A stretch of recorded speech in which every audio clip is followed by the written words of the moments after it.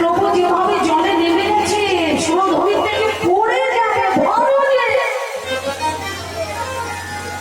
গলার ছুটতে ছুটতে গেছে, মহাপ্রভুকে জড়িয়ে ধরেছে।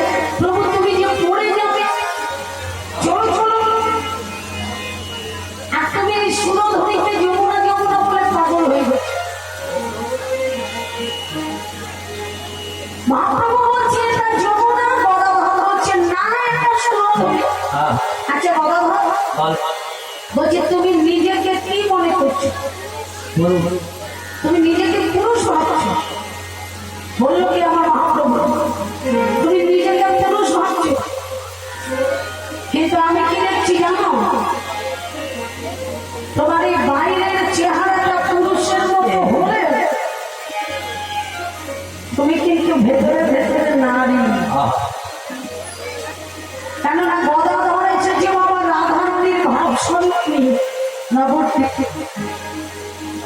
গদাধর বললেন বেশ, তুমি যেটা বলছো সেটাই ঠিক।